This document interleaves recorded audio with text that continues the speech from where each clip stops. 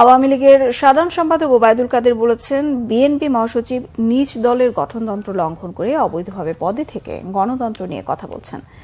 দুর্নীতির বিরুদ্ধে সরকার সৎ সাহস দেখাচ্ছে দাবি করে বলেন, বিএনপি দুর্নীতিবাজদের লিস্ট করলে সেখানে তাদের নেতাদের নামই আগে আসা উচিত। রুকুনুজ্জামানের রিপোর্ট। শুক্রবার সকালে ধানমন্ডিতে দলের সভানেত্রীর কার্যালয়ে সংবাদ সম্মেলন করেন দলের সাধারণ সম্পাদক ওবায়দুল কাদের। গণতন্ত্র নিয়ে মার্কিন সমালোচনার পাশাপাশি বিএনপি মহাসচিবের এ বিষয়ে নানা সমালোচনার জবাবও দেন তিনি। গণতন্ত্রকে তারাই ধ্বংস কিনারায় নিয়ে গিয়েছিল এবং নির্বাচন ব্যবস্থার একটা প্রহসনে তামাশার ব্যাপার তারা তামাশায় পরিণত করেছে। এবং তাদের মুখে গণতন্ত্রের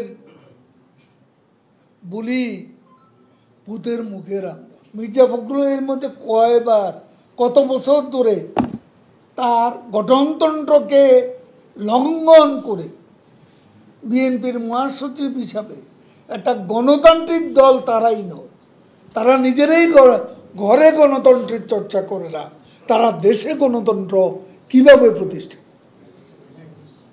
মির্জা ফখরুলের কি বৈধ অধিকার রয়েছে?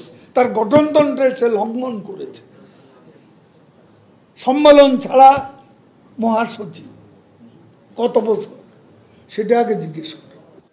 সাবেক পুলিশ প্রধানের বিরুদ্ধে দুর্নীতির অনুসন্ধানকে সরকারের সৎসাহস উল্লেখ করে বিএনপি আমলে প্রধানমন্ত্রী কার্যালয় বা হাওয়া ভবনের দুর্নীতির বিরুদ্ধে কোনো ব্যবস্থা না নেওয়ার কথাও স্মরণ করিয়ে দেন আওয়ামী লীগের সাধারণ সম্পাদক। দুর্নীতি কেউ করে থাকতে পারে, সেটা তার ব্যক্তিগত বিষয়।